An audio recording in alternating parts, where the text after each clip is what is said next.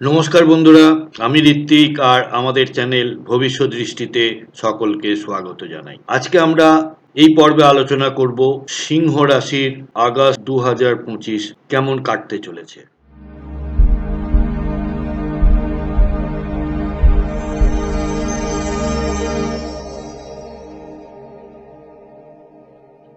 বন্ধুরা, যারা অলরেডি আমার চ্যানেলটি সাবস্ক্রাইব করেছেন তাদেরকে আমার অসীম কৃতজ্ঞতা ও ধন্যবাদ জানাই। আর যারা চ্যানেলটি ফলো করছেন কিন্তু এখনো সাবস্ক্রাইব করেননি তাদেরকে আমার বিনীত অনুরোধ, প্লিজ চ্যানেলটি সাবস্ক্রাইব করুন এবং বেল নোটিফিকেশন আইকনটি প্রেস করতে ভুলবেন না। তাহলে চলুন শুরু করি। সিংহ রাশির আগস্ট 2025 কেমন যেতে চলেছে তার বিস্তারিত আলোচনা। সিংহ রাশির জাতক জাতিকারা, আপনারা কালপুরুষের রাশিচক্রের পঞ্চমতম রাশি।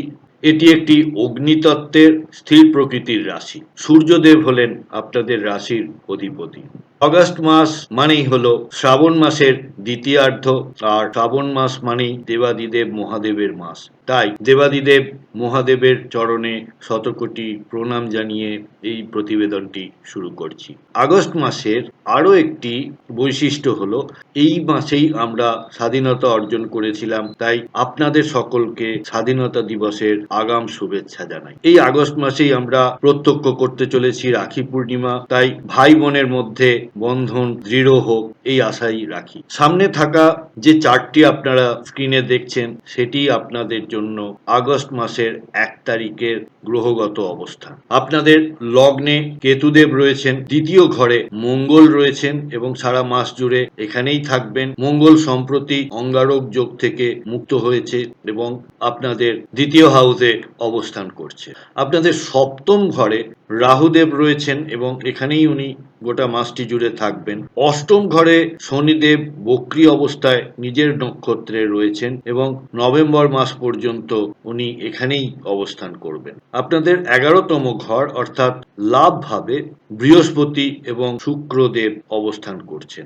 আর আপনাদের ব্যয় ভাব অর্থাৎ 12 নম্বর ঘরে সূর্য বুধের বুধাদিত্য যোগ লক্ষ্য করা যাচ্ছে। শুক্র 21 তারিখ পর্যন্ত আপনাদের 11 নম্বর ঘরেই থাকবেন, তারপরে উনি আপনাদের ব্যয়ভাবে অর্থাৎ 12 নম্বর ঘরে গোচর করবেন। আর গুরু অর্থাৎ বৃহস্পতি 13 তারিখ পর্যন্ত আর্দ্রা নক্ষত্র অর্থাৎ রাহুর নক্ষত্রে রয়েছেন, তারপরে উনি নিজের নক্ষত্র পুনর্বসুতে গোচর করবেন। 12 নম্বর ঘরে আপনাদের বুধ বক্রী অবস্থায় রয়েছেন এবং সূর্য বা রবি এই ঘরে 17 তারিখ পর্যন্ত থাকবেন, তারপরে উনি আপনাদের রাশির নিজের ঘরে অর্থাৎ প্রথম ঘরে গোচর করবেন, যেটি কিনা তার এবং সেখানে উনি কেতুর সঙ্গে সংযোগ তৈরি করবেন। তো এই গেল গ্রহগত অবস্থান এবং গোচর। এবারে আসি ফলাফলের ব্যাপার। বৃহস্পতি এবং শুক্রের একাদশ ঘরে অবস্থান লাভ বাড়তে দেখা যাবে এবং সূর্য তার নিজের ঘরে 17 তারিখের পর গোচর করবেন, তাই আপনাদের ব্যক্তিত্ব নেতৃত্ব এই ভাবগুলি অনেক উন্নত হবে। প্রথমেই আসি কর্ম ও অর্থের ব্যাপারে। আয় বৃদ্ধি পাবে কিন্তু ব্যয়ে অনেক বাড়বে, তাই আয় আর ব্যয়ের মধ্যে সামঞ্জস্য রক্ষা করাটা একটু আপনাদের জন্য চ্যালেঞ্জিং হতে পারে। কর্মক্ষেত্রে পদোন্নতির সম্ভাবনা রয়েছে, কিন্তু তার সাথে কোনো শত্রুতার কারণে আপনারা বদনাম হয়ে ভাগীও হতে পারেন, তাই যে কোনো তর্কাতর্কি থেকে দূরে থাকুন এবং মাথা ঠান্ডা রাখুন। আর এখানে আপনাদের বলে রাখি যে কর্মক্ষেত্রে কোনো রকম কন্ট্রাক্ট বা চুক্তি ভিত্তিক কোনো কাজের দায়িত্ব নেবার আগে বিশেষ করে ভাবনা চিন্তা করেই তবে দায়িত্ব নেবেন, বা পারলে এই মাসটি আপনারা এড়িয়ে যান। বা পারিবারিকভাবে পরিবারের সঙ্গে সম্পর্ক ভালোই থাকবে, তবে কেতুর প্রভাবে আপনাদের মধ্যে একটু আত্মকেন্দ্রিকতা আসতে পারে, তাই হয়তো আপনারা নিজেকে নিয়ে বেশি ব্যস্ত থাকতে পারেন বা আত্মকেন্দ্রিকতা আপনাদের মধ্যে বিরাজ করতে পারে। দাম্পত্য এবং প্রেম বা ভালোবাসার সম্পর্কের মধ্যে কিছুটা টানাপোড়েনের সম্ভাবনা লক্ষ্য করা যাচ্ছে, তবে আপনারা যদি খোলামেলা আলোচনার মাধ্যমে দূরত্বগুলিকে মিটিয়ে নেবার চেষ্টা করেন তাহলে উন্নতির সম্ভাবনা দেখা যাচ্ছে। আর এই সময় প্রেম থেকে সেটা সম্পর্কটা বিয়ের দিকেও গড়াতে পারে। স্বাস্থ্যের ব্যাপারে বলি, মানসিক উদ্বেগ ও ঘুমের সমস্যা হতে পারে, আর গলায় কিছু সমস্যা বা হজমের অসুবিধা দেখা দিতে পারে। এই মাসটি পড়ুয়াদের জন্য বা শিক্ষার্থীদের জন্য শুভ। নতুন কোনো কোর্সে যদি আপনারা জয়েন করেন তাহলে সেখান থেকে পরবর্তীকালে উন্নতির সম্ভাবনা লক্ষ্য করা যাচ্ছে। কর্মক্ষেত্রের কারণে দূরযাত্রার যোগ এখানে পরিলক্ষিত হচ্ছে।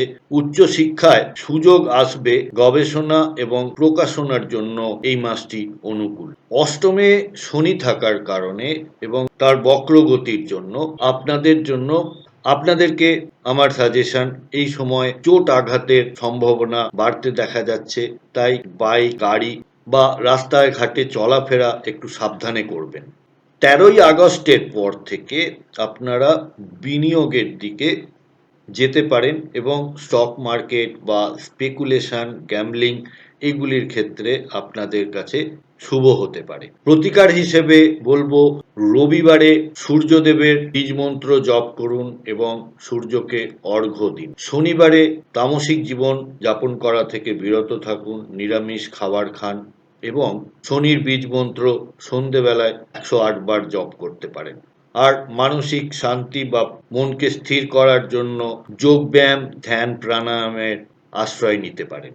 প্রতিবেদনটি এখানেই শেষ করছি। আমাকে কমেন্ট বক্সের মাধ্যমে জানাবেন আপনাদের প্রতিবেদনটি কেমন লাগলো। আর যদি ভালো লাগে তাহলে অবশ্যই একটা লাইক করবেন আর আত্মীয় স্বজন, বন্ধু বান্ধবের সঙ্গে শেয়ার করবেন। সিংহ রাশির সকল জাতক জাতিকার অগাস্ট মাসটি খুব ভালো কাটুক এই আশা নিয়ে আজকের পর্ব শেষ করছি। সাথে থাকার জন্য অনেক ধন্যবাদ।